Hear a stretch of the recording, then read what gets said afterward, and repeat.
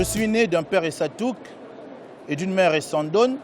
Dans les années 50 et 60, j'étais parmi les conteurs d'un vote les plus célèbres du Wellington.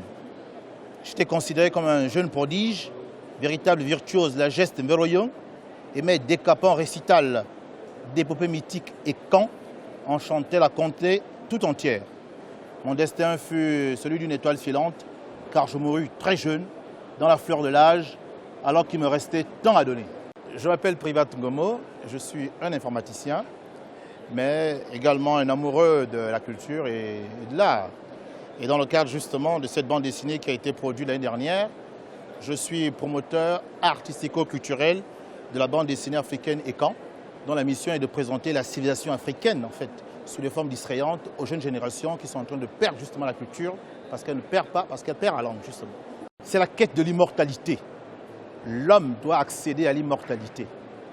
Il y a un combat entre la chair qui est périssable et l'esprit qui est éternel. Donc l'esprit doit essayer de savoir qui il est pour accéder donc à sa part divine. Mais cet esprit, il est emprisonné dans un corps.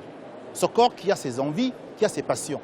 Donc c'est des combats interminables, d'accord, que l'esprit mène contre le corps pour accéder à l'immortalité. Et ce récit renvoie à cela. Je n'en suis pas l'auteur en fait, j'en suis le promoteur. L'auteur, c'est Ngomeko Emmanuel. C'est un artiste, une sorte de griot, qui a raconté ce récit dans les années 50. Je n'étais même pas encore né.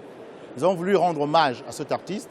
En même temps, nous avons voulu mettre sur la table la culture, la civilisation à l'époque qu'il avait donc lui-même exprimée dans ce récit. Nous voulons en fait, à travers la bande dessinée, par l'image, toucher les plus jeunes à leur propre culture. C'est ça la démarche. Une thèse aurait parlé de cela.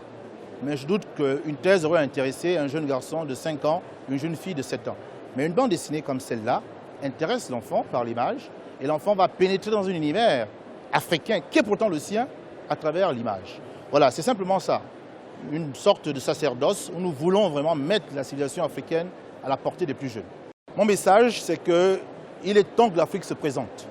On nous a beaucoup présenté à travers des africanistes, des spécialistes de la civilisation africaine, qui n'étaient pas souvent les Africains. Le temps est venu vraiment de plus en plus pour nous de dire qui nous sommes, avec nos propres référents culturels endogènes. Et nous utilisons la méthode distrayante, mais nous savons que derrière l'image se cache la civilisation que l'enfant va découvrir plus tard. Au départ, il appréciera l'image, la beauté des planches.